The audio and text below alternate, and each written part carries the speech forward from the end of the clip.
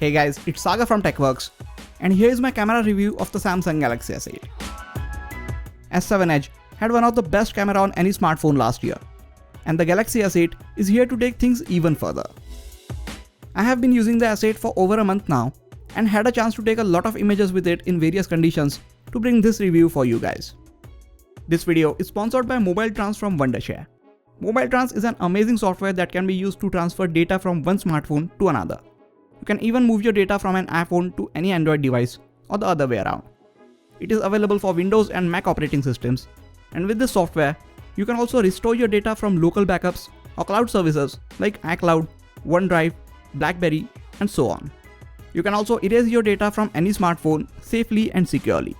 It's a great software to backup, restore, and manage your devices. Unlike other flagship smartphones, Samsung did not put a dual camera module at the back of the S8. It has a single camera with 12 megapixel sensor, where size of each pixel is 1.4 microns, f1.7 aperture, dual pixel face detect autofocus, optical image stabilization, and a single LED flash. While on paper, this might seem identical to the sensor found on the S7 and the S7 Edge, in reality, it is a different sensor altogether. The software optimizations combined with a newer and better processor also promises to give us better results than the S7 and the S7 Edge.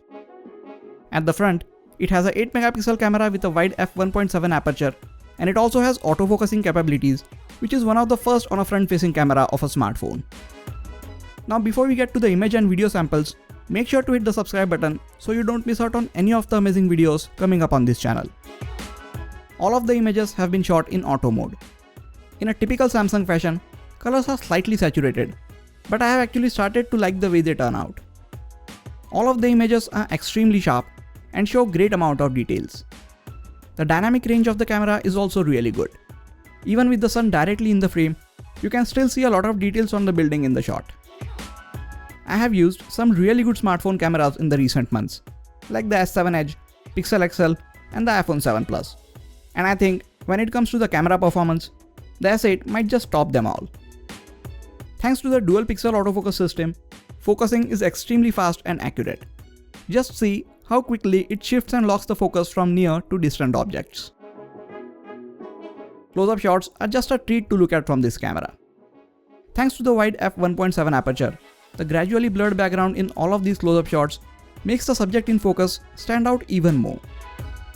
You don't have a fancy portrait mode, but there is a selective focus mode which tries to achieve the same result with the help of software.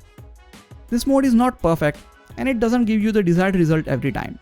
But when it works, the results are just amazing.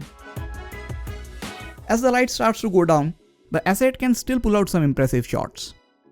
In conditions like this, the wide f1.7 aperture, optical image stabilization, and the post-processing works perfectly in sync, and we end up getting images like these with very little noise in them. I don't think any other smartphone will be able to pull out detailed shots like these in such lighting conditions.